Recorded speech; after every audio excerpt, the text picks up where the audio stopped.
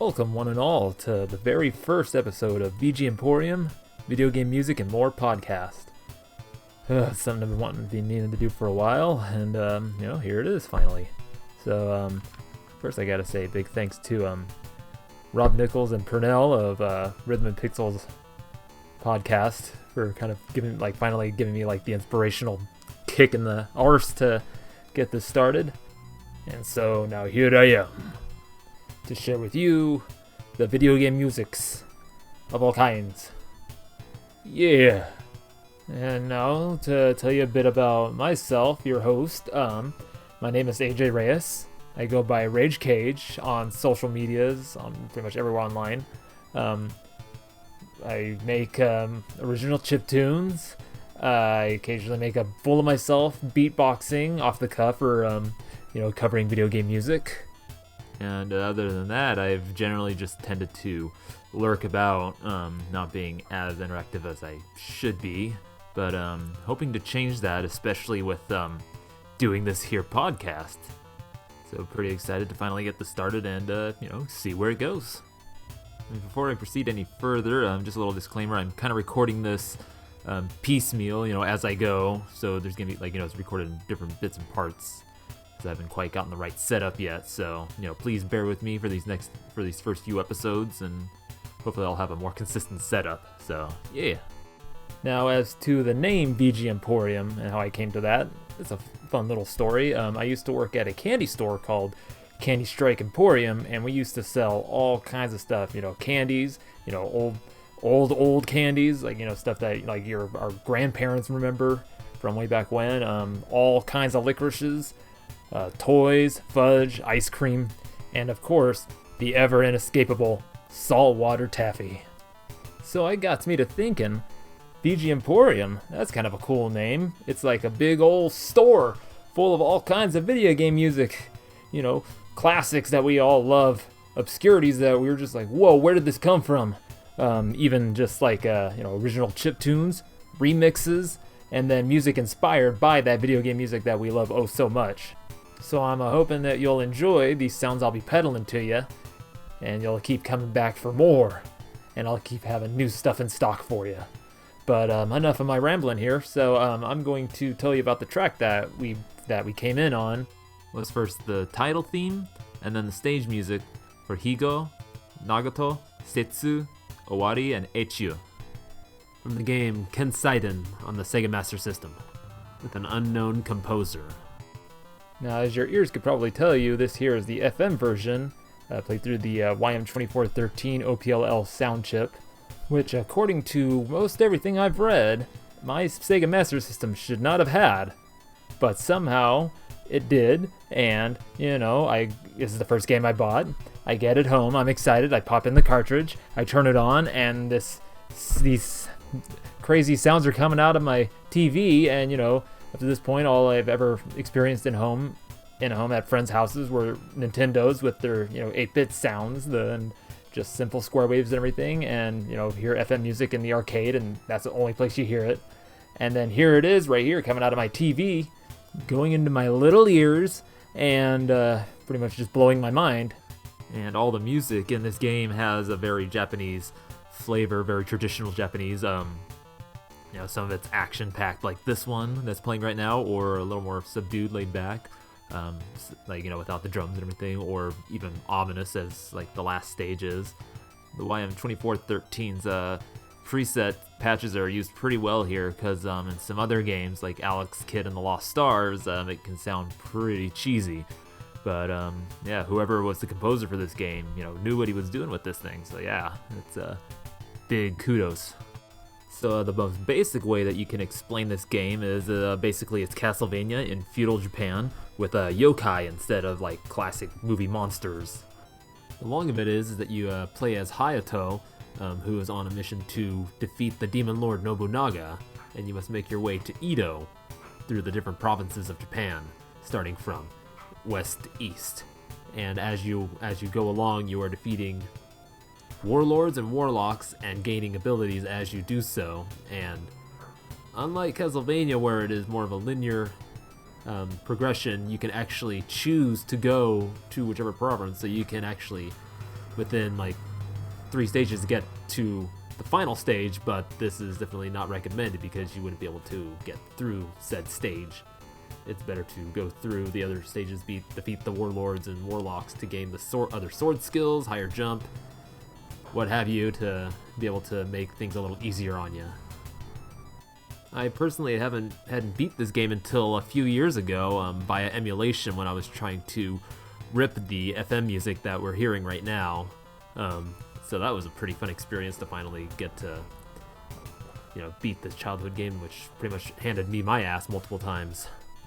And now I'm gonna play for you the next track that I pulled off the shelf for you.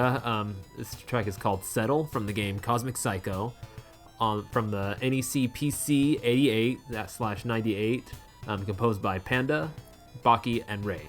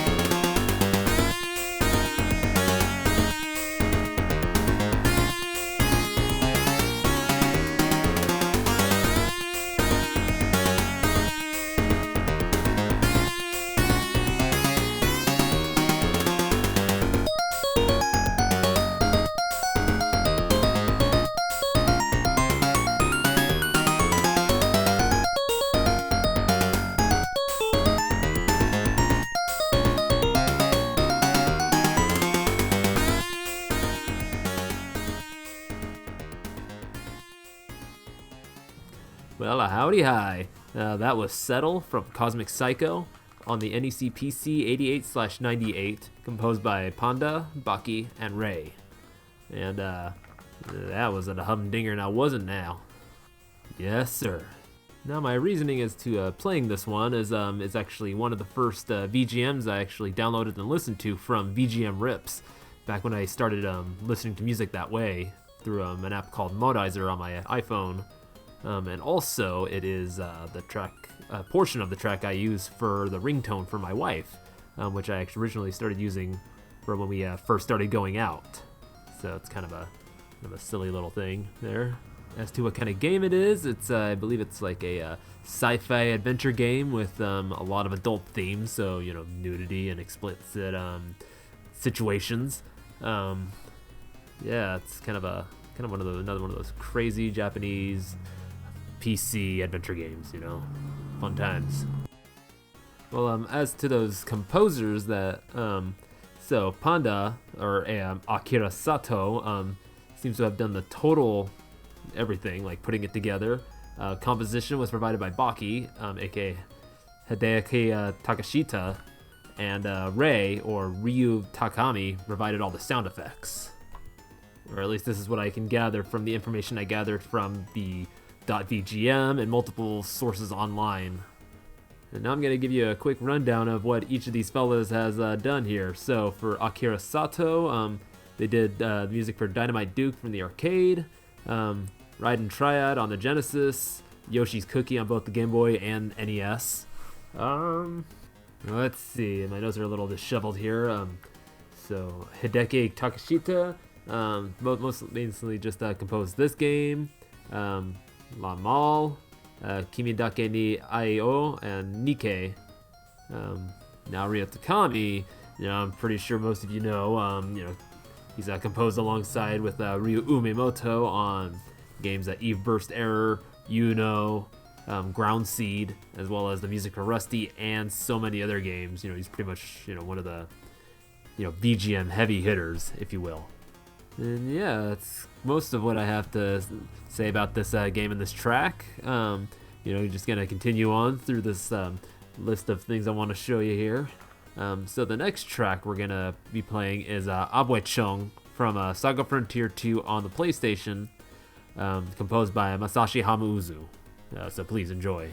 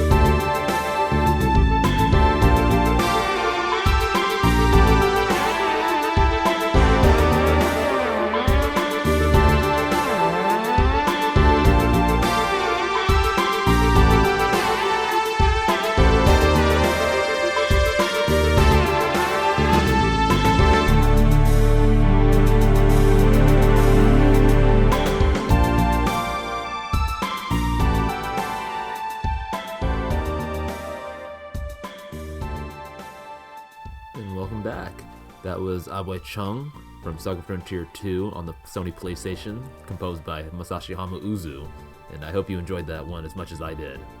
And this has got to be one of my personal favorite tracks of all time. Just that really big in your face, like warbly lead, the slightly dissonant pads in the background, the hi-hat just going, making that nice rhythm and beat. It kind of gets you pumped to explore this area that music plays in and go, beat up some monsters and some baddies with your steel dagger. This leads into the composer of this music, Masashi Hamauzu. You got to start working on a few tracks for the game Front Mission Gun Hazard for Squaresoft, and he would stay with Squaresoft, working on Tobal Number 1 with various other composers. He eventually got to do his own first soundtrack with Chocobo Dungeon with a little handholding from Nobuo Uematsu, and then this is his first ever solo project, Saga Frontier 2, and then he would go on to become one of the big composers of Squaresoft. He would go on to compose music for Dirge of Cerberus, Final Fantasy VII, be one of the main composers for Final Fantasy X, went on to compose all the music for Final Fantasy XIII, which at this point he had become the head music director for Squaresoft, preceding Nobuo Uematsu. And then sometime after this, he had left Squaresoft to start his own music production company, doing freelancing and all, and even did a side project called Imurat with a violinist. I can't remember her name, but some pretty interesting stuff there. Now, as you can probably tell by the name, Saga, this game is part of the Saga series, and it's also the second game after Saga Frontier, but these two games are very much unrelated story-wise and about everything else. As where most Saga games are pretty open-ended, you get to choose from up to 7 characters to play through scenarios, and you get to just explore all the world and everything. This game, Saga Frontier 2, is linear as to where you only get to choose like these scenarios set up for you, and you play as 2 main storylines, either through Gustav the 13th and his rise is through being rejected prince and then becoming a force to be reckoned with. And then Will Knights, who is a a digger who hunts out the quells which channel the magic energy anima from the world, and he follows him, and then eventually you play as his son and then as his granddaughter, and then Will eventually joins you as like an old man. So like, and each of these scenarios plays through roughly 100 years or so it's pretty crazy there. And speaking of crazy, let's talk about the game's systems here. So with most RPGs, you would fight in battles, gain experience points, and level up. But in the Saga series, instead your attributes and your skills and your stats will level up individually.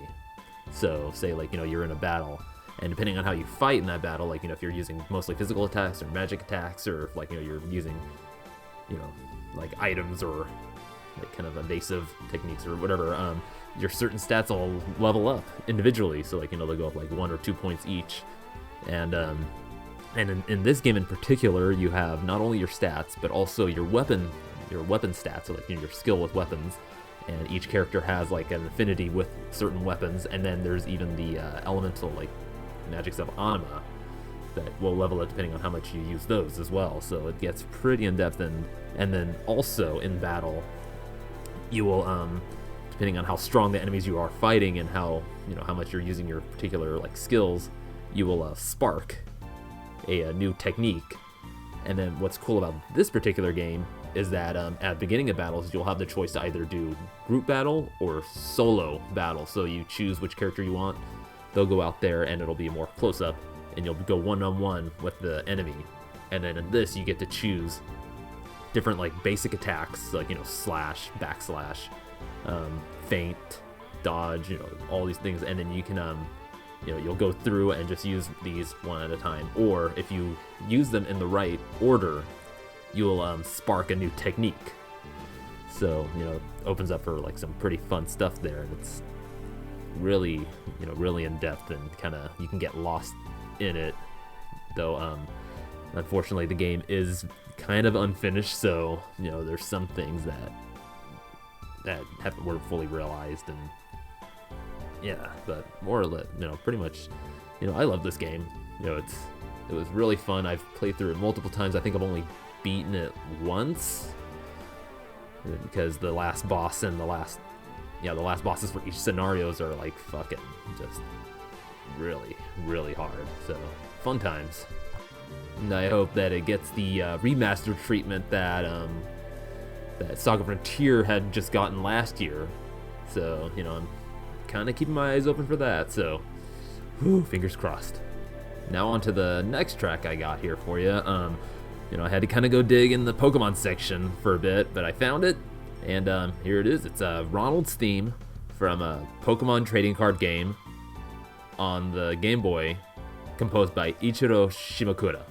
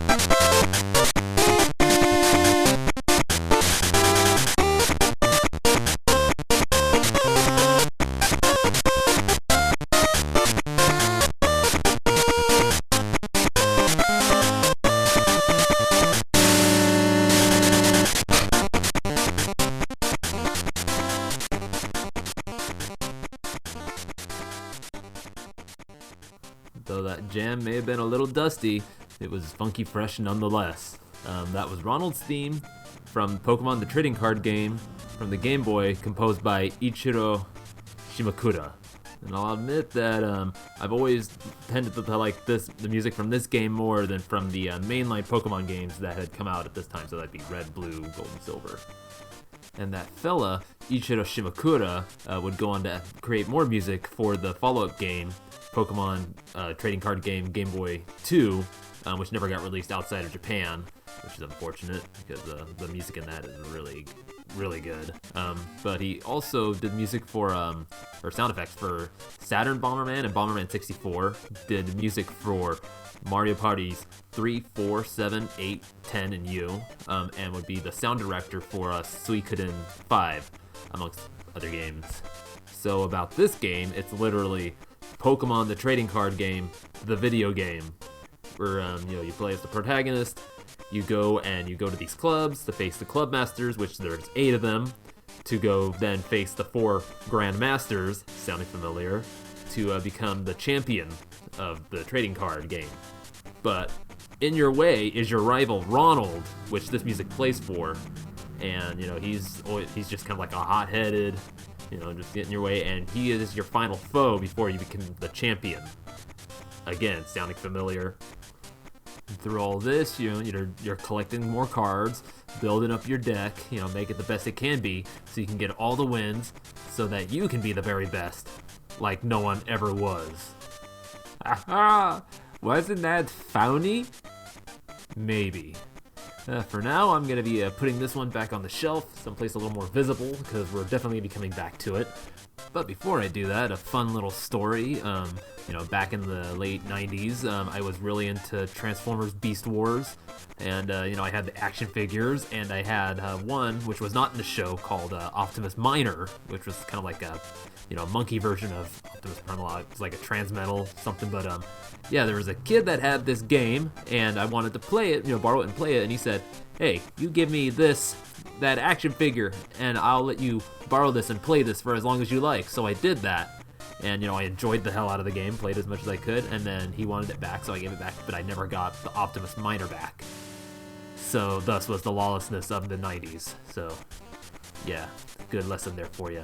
So now moving on to the and more section of this podcast. So as previously I had said, I'm going to be playing for you video game music, as well as remixes, original chiptunes, and music inspired by the video game music.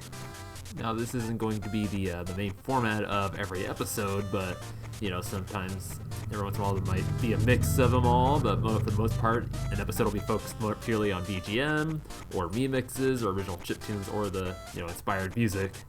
But for now, we got them all right here in this one, and the remix I have for you today is called Turtle Wave, which is a remix of Let's Go Turtles from Teenage Mutant Ninja Turtles 3 on the NES, remixed by Mazedude. So, this one is a real jam.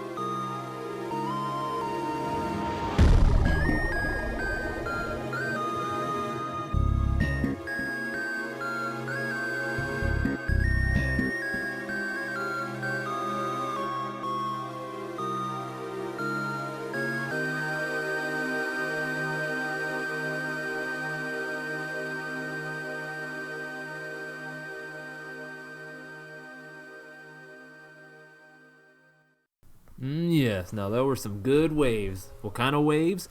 Turtle Wave, from a remix of Let's Go Turtles from Teenage Mutant Ninja Turtles 3 on the NES and Famicom, a remix by Mazedude, but originally composed by, Kozo Nakamura, Yuichi Sakakura, and Tameo Tomita. So, goddamn, where do I start with this one? Let's start with Mazedude, damn remixer extraordinaire. He's been doing remixes for like pretty much like the last 20 years. His first one was of Quarters of Time from Chrono Trigger back in 2001. So now I started using really using the internet back in like 2005, 2006, to mainly look for video game music. And what do I find are remixes of varying qualities. I will be elaborating more on that in a future episode, but suffice to say, around the time I'm exploring, he drops this, and so it's the first of his remixes I've listened to, and I was just literally like blown away as to like how did he do this to something I remember hearing when I was playing the game as a kid, and turn it into just something so amazing. And so this kind of like opened a new world for me, finding just so much like cool music that I could actually enjoy listening to, because in that time I wasn't really into like popular music, so like music that my friends were listening to, stuff that was playing on the radio, stuff that people say like is good, was good music, I didn't care for. But then actually finding these remixes of video game music I remember hearing as a kid, and of just such like amazing quality, was like a blessing. And speaking of blessings, this was my introduction to music made with trackers, which would take me about another 5 years to actually like figure out how to properly use. But this guy Mazedude is a next level master, and speaking of which, this remix was actually done in the style of a demo scener known as Wave, real name Joroen of Maniacs of Noise. And the particular song he based this style off of was 911. Which actually I have a little clip of it here I can play for you so you can kind of hear for yourselves.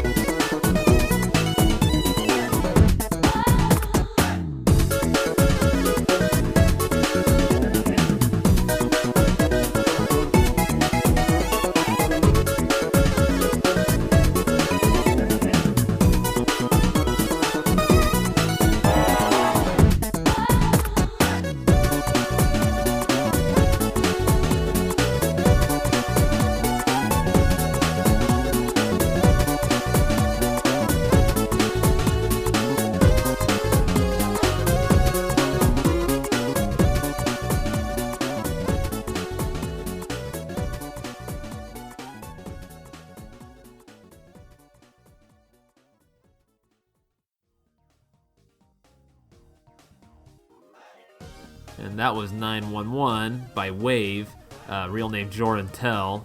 And as you could hear, Mazedude used the sound, maybe not the exact styling of that track, but used the sound because he took the module, used the samples that were in that module, added his, some of his own samples and all, and kind of maybe changed some things a bit. But yeah, it's just kind of just really cool how he was able to do that, like mash these two things, you know, take the Teenage Mutant Ninja Turtles, mash it with Wave, demo scene stuff, bam, you got this really awesome remix. I really encourage you to go check him out. It's you can find his music at Mazedude, MAZEDUDE.com,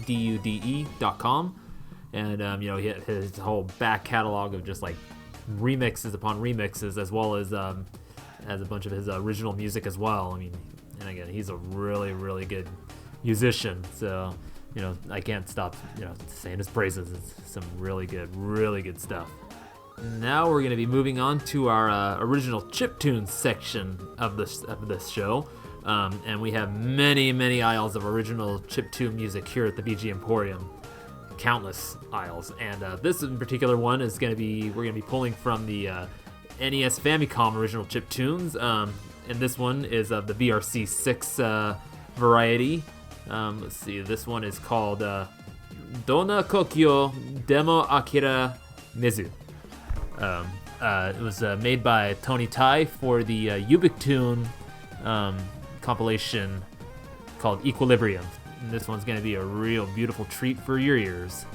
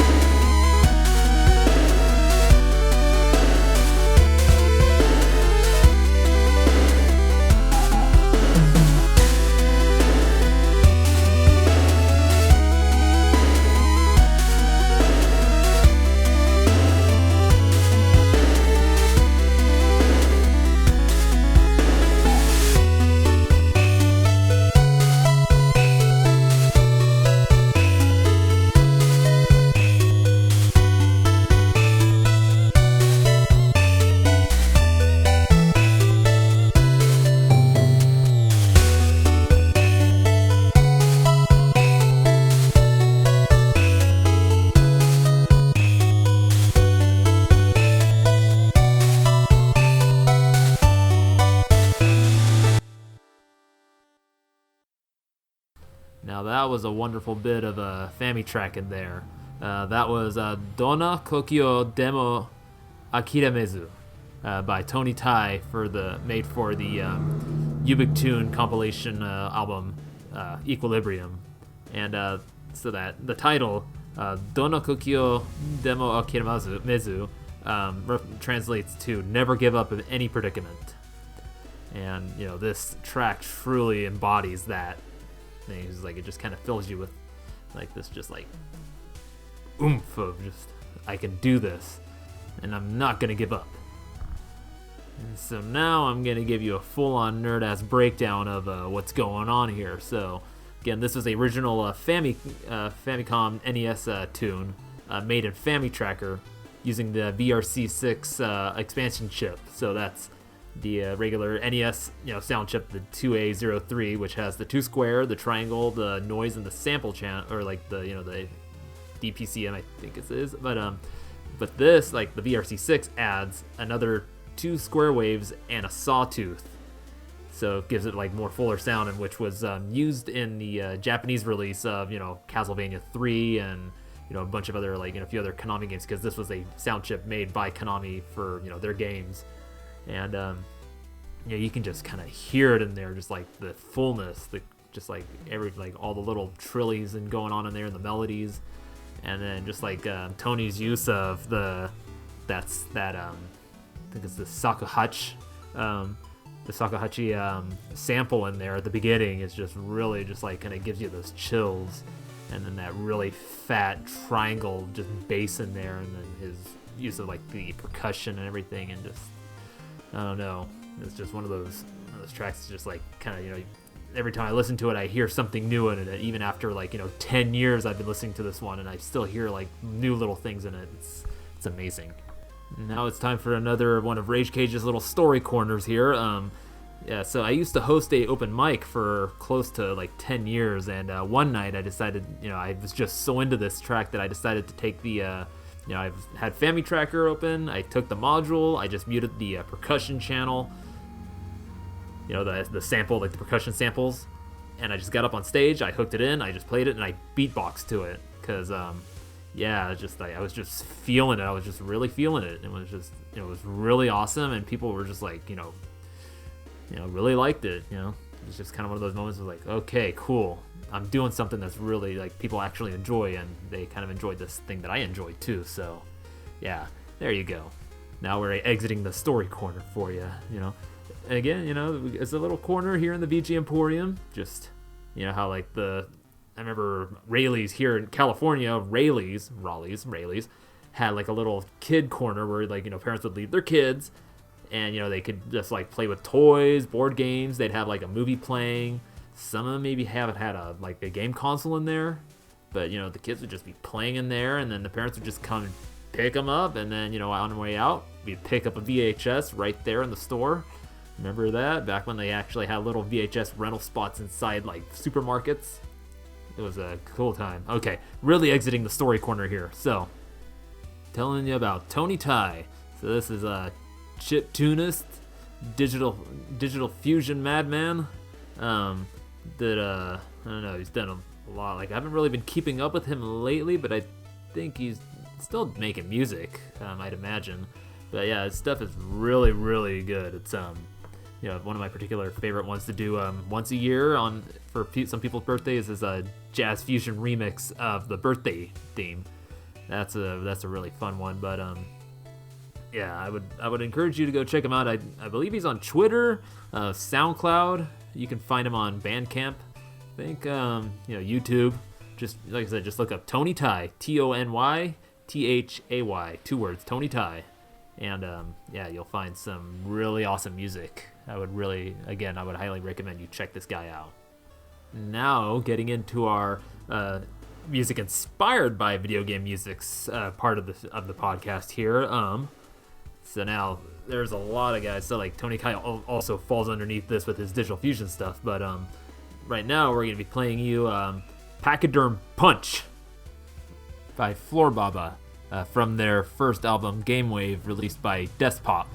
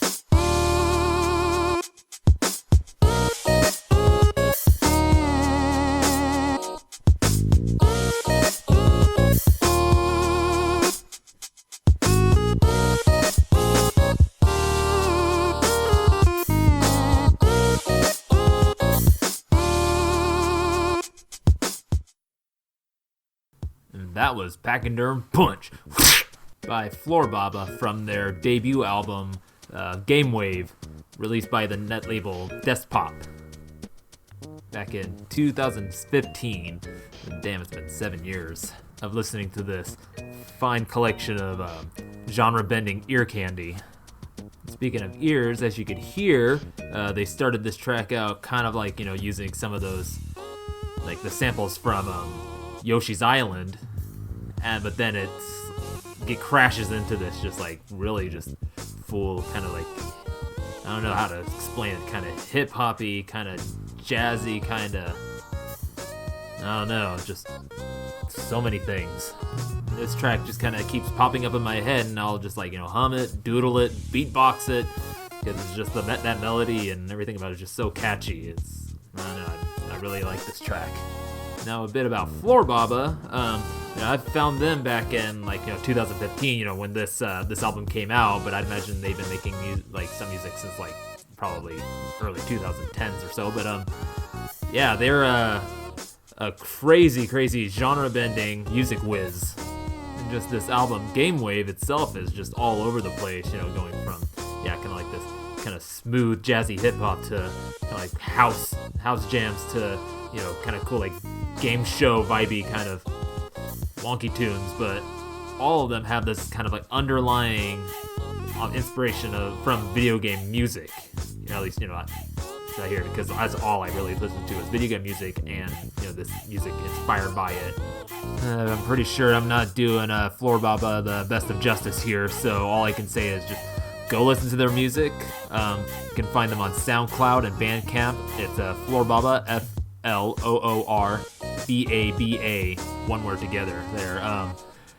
Yeah, there's just, like I said, their music is just all over the place. They're always just pushing the boundaries of what, like, you know, what can I do here? I'm gonna try this thing out, mash these things together, and I guarantee you that every one of their tracks is a certified banger.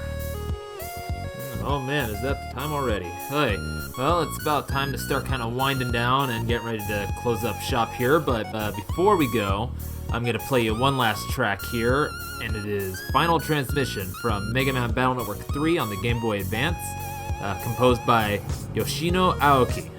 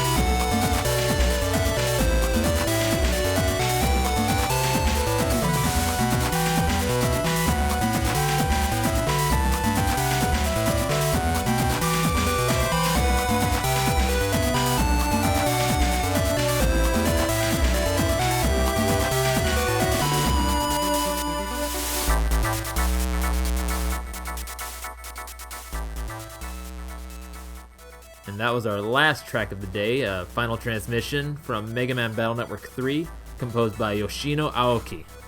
And this is a really fine farewell to a really good trilogy at the time of just some really solid games.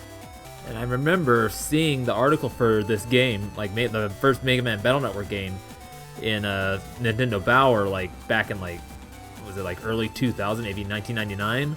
And I was just really excited about it because it was a new Mega Man game in like a way I've never seen before for a system that was about to come out that I would probably never get until later. And then, lo and behold, Christmas of 2001, what did I get? Is a Game Boy Advance. And the first game I got for it, Mega Man Battle Network. I was just so giddy and happy about it, and you know, just turned it on and played it, and I just got sucked into it. Just everything about it, like the look of it, the gameplay, like the crazy weird, like just RPG elements, and then like the battle system was just so crazy and new to me, and then the music was just really good. It was like one of the just like, you know, really showcased like the Game Boy's sound system, like the using the DMG, you know, the 2 square, the wave, and the noise, and then the direct sound for those nice fuzzy samples that had to be used for actual PCM sample playing or pre-recorded, like pre-arranged music. It just really pulled me in, and so then, you know, I had to get the next one as it came out, Mega Man Battle Network 2, and then when 3 came out, I just had to go get it, but this time they came out with blue and white, trying to kind of do what Pokemon did, you know, how each game had slightly different chips and maybe, like, you know, a different, you know, bosses in it and stuff but when I got was blue, and I played it all the way through, and, you know, I felt it was just a really solid, like, you know, this is like building upon like what the first 2 games had done, and just like perfecting it. And, you know, it was a I felt it was a perfect send-off for, like, what was a solid trilogy until they came out with the weird wonky thing that was Mega Man Battle Armor 4, and then 5 came out, and that was better, and then 6 came out, and it almost touched what 3 did, but I'm just rambling, though, here, so let me get on to what about Yoshino Aoki. It looks like she started with Capcom doing the music arrangement for Mega Man X3 for the PlayStation and Saturn versions.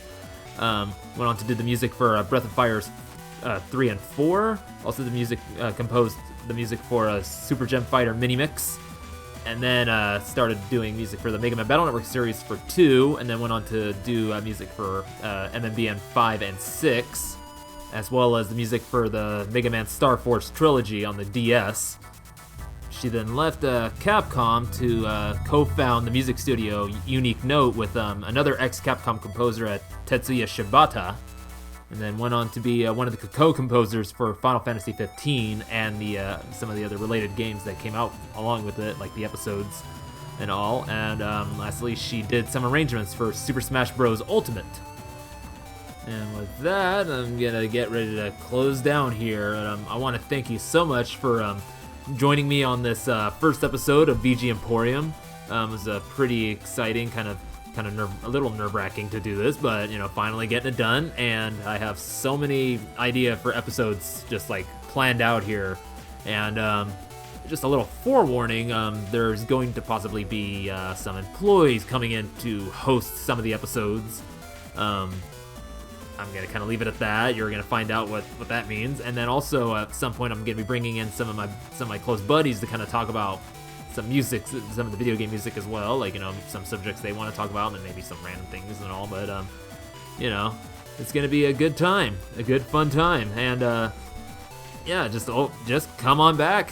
We're gonna be open, we'll open back up again another day, and come on back. We have so much in stock for you that I feel like we're not gonna run out of stock here anytime soon of just so much awesome video game music. We got massive selection for you. So yeah. Again, thank you so much for listening, and I'd just like to give another shout out, thanks to Robin Purnell of Rhythm and Pixels for again, like for those bonus beats episodes that finally turned this seed into a sprout that's gonna hopefully grow into a big old tree like they did. And thanks to Justin and Mike over at XVGM Radio podcast for being the first actual VGM podcast that I interacted with. And then thanks to the boys over at Pixelated Audio for being my first VGM podcast I started listening to back in, like 2016. And also a thank you to Alex Messenger of a VGM Journey for just that out of the blue conversation we had on that, I don't know what it is, that Twitter space thing. You were hosting a conversation of VGM with a few other folks, and just some of the inspirational words you gave me, just the advice and tips and stuff. And thank you all for just giving me the inspiration I needed to just get this going. And with that, I'm your host, AJ Reyes, Rage Cage. Again, you can find me on Twitter, Instagram, Facebook. I'm gonna start doing YouTube stuff, and my name's spelled out RAYJ KAYJ. And also, you can start finding stuff at VGMporium, on Twitter, Instagram, and YouTube. And hopefully most podcatchers, if you're listening to this, hopefully I figured it out by now.